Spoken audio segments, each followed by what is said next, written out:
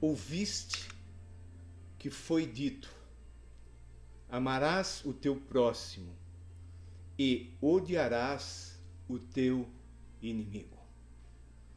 Jesus Cristo está citando algo que aquele povo estava vivendo. Esta frase, esse mandamento, nunca foi dado por Deus. Deus havia dito lá no Antigo Testamento: amarás o teu próximo. Mas os religiosos acrescentaram: odiarás o teu inimigo. Certamente que é uma coisa que nós fazemos com naturalidade. Não precisamos forçar. Nós amamos os nossos amigos. E naturalmente nós odiamos os nossos inimigos. Mas Jesus, ele corrige isso. E hoje nós vamos aprender sobre amar o inimigo. É possível? Se Jesus disse, é porque é possível. Vamos aprender com ele. Por que que nós devemos amar o nosso inimigo? A primeira causa, o primeiro motivo que deve nos levar a amar o inimigo é porque Jesus mandou. Aqui em Mateus capítulo 5, parte do Sermão do Monte, nós lemos o verso 43 e agora vamos ler o verso 44. Jesus disse: eu, porém, vos digo, amai os vossos inimigos e orai pelos que vos perseguem. Então eu tenho que amar e orar pelos meus inimigos. E o primeiro motivo é porque Jesus ordenou, Jesus mandou amar e orar. O segundo motivo é porque eu quero ser filho de Deus. Você quer ser filho de Deus? Verso 45 diz: para que vos torneis filhos do Pai Celeste. Eu sei que a maioria das pessoas acreditam que todos os seres humanos são filhos de Deus. Mas não é isso que Deus diz, nem é isso que Jesus diz. Não é isso que a Bíblia, a palavra de Deus, diz.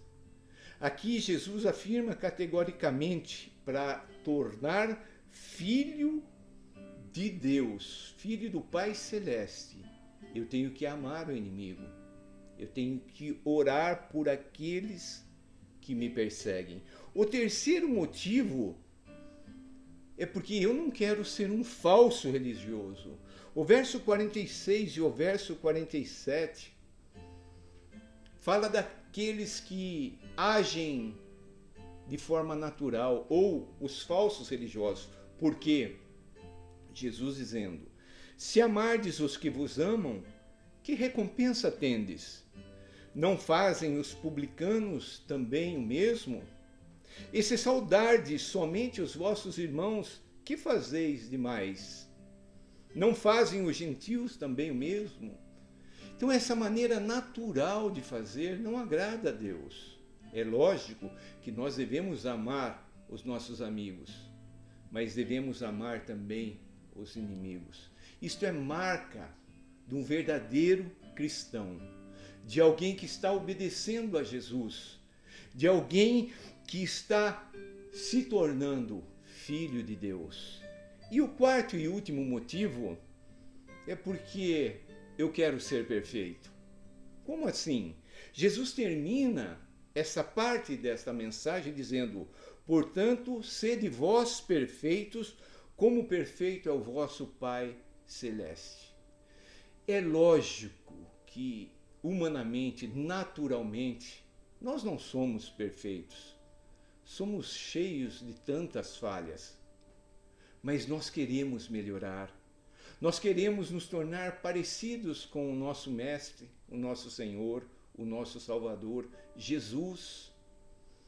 E ele afirma aqui que se nós não amarmos não orarmos pelos nossos inimigos, nós não vamos nos tornar perfeitos. E o próprio Senhor Jesus, ele nos amou. Mesmo quando ainda éramos inimigos, ele amou. E ele nos amou até o fim. Ele foi para a cruz do Calvário, porque ele demonstrou na prática que é possível a gente amar. E lá na cruz, pouco antes de ele entregar o Espírito ao Pai, ele orou dizendo: Pai, perdoa-lhes, eles não sabem o que fazem. Éramos inimigos por causa do nosso pecado, mas Jesus nos amou. E ele diz que nós devemos fazer o mesmo. Então a pergunta para concluirmos: se eu não amo e não oro pelo meu inimigo, eu não sou cristão, não sou filho de Deus, não sou um homem que verdadeiramente acredita e segue os mandamentos de Deus. Eu me torno um falso religioso e eu sou imperfeito. E a pergunta é: você ama o seu inimigo? Você ora por ele? É claro que todos nós queremos a salvação, queremos ser filhos de Deus, mas para isso nós precisamos obedecer a este mandamento de Jesus. Na nossa força, jamais nós vamos conseguir. Mas dependendo do Espírito Santo de Deus, dependendo do próprio Deus, dependendo de Jesus, nós poderemos obedecê-lo em tudo, inclusive amando os nossos inimigos. Que esta palavra possa nos desafiar a um momento de reflexão pessoal, interior, e que a gente conclua que, sem Deus agir em nossas vidas, nós estamos mais do que perdidos.